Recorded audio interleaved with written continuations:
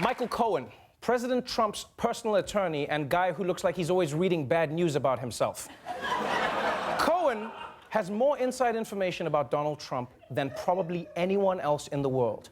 So the news that Cohen is now likely going to cooperate with federal investigators is not great news for the White House.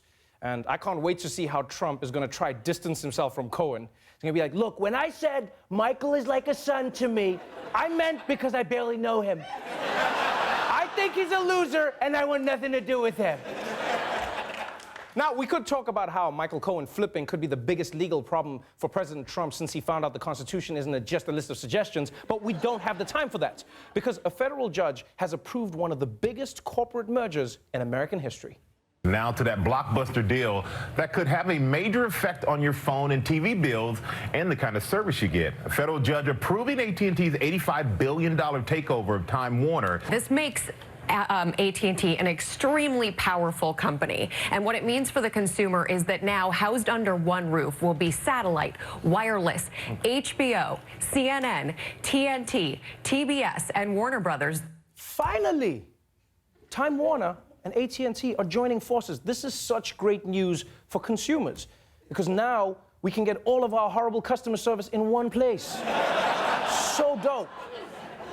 It's going to be interesting to see what AT&T does with HBO, though, you know? Like, they're going to be cross-promoting. Like, you'll be watching Game of Thrones, and instead of sending a raven, Jon Snow is just going to FaceTime? Is that what happens? They're like, Jon Snow, when are you going to come back and visit me?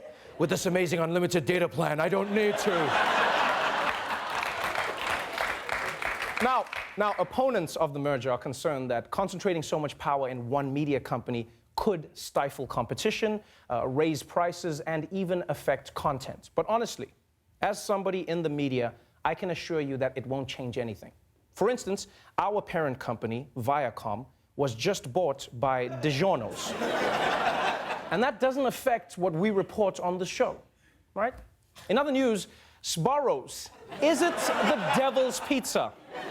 Well, all the pedophiles who love it say yes.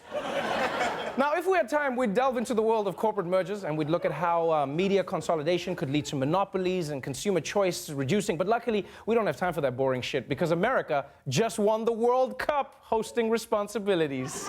Now to that breaking news about the World Cup. Just moments ago, soccer's governing body announcing that a joint North America bid by the U.S., Canada, and Mexico won the right to host the 2026 games, beating Morocco 134-65. There have been concerns about the president's travel ban. President Trump has sent 3 letters to FIFA assuring officials that foreign teams and their fans will be able to travel to the United States if North America is chosen.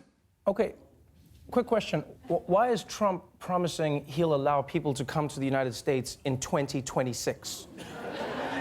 Because even if he won a second term, he'd be done in 2025. That's some dictator-level confidence right there. She's like, don't worry, in 2026, I'll allow you all to come into my country. It's like, but you won't be president then. That's what you think. And you know, when you think about it, this makes sense. Soccer is definitely the sport for Donald Trump. Yeah, it's the only sport that involves building walls. And he'd be great at soccer because he's been faking injuries since Vietnam. He'd love it. Oh, I can't play. My heel spurs. But that's right, America has won the bid to host the FIFA World Cup. And it's just funny how a few years ago, Americans were like, FIFA's a corrupt organization that can't be... What? We won the bid? We won the bid! We won the bid! FIFA's normal now! We won the bid!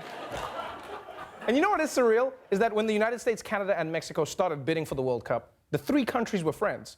But now, the way things are going, by the time the 2026 World Cup starts, fans are going to be running through war zones to get to games. They'll be like, go! And you know what, I'm not gonna lie, I could spend a lot of time talking about the World Cup, but this is America, so I know we've got to move on. Which I guess is something I bet Bill Clinton wishes the media would do too. Former President Bill Clinton still out promoting his new book and still having trouble answering questions about the Me Too movement. I think the norms have really changed in terms of what you can do to somebody against their will, how much you can crowd their space, make them miserable at work. Former President Bill Clinton is in the news tonight, facing a new firestorm for his answers in an interview in this Me Too era. He was asked whether he owes Monica Lewinsky an apology. Do you feel like you owe her an apology? No, I do.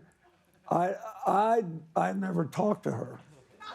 But I did say publicly on more than one occasion that I was sorry. Someone should ask you these questions because of the way you formulate the questions. What? That is one of the weirdest moments I've ever seen in an interview. He just flipped it and asked the journalist the question.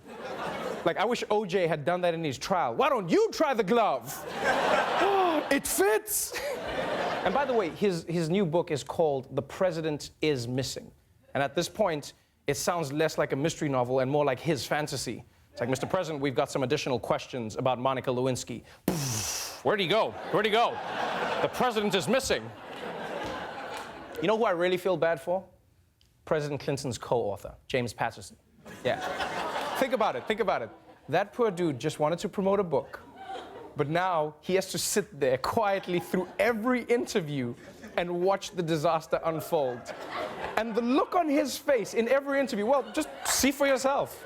Looking back on what happened then, through the lens of Me Too now, do you think differently? No, I felt terrible then. And I came to grips with it. Did you ever apologize to him? No, yes. You typically have ignored gaping facts. This was litigated 20 years ago. 2/3 of the American people sided with me against the current occupant of the Oval Office. I think the norms have really changed. We don't have to physically assault somebody to make them,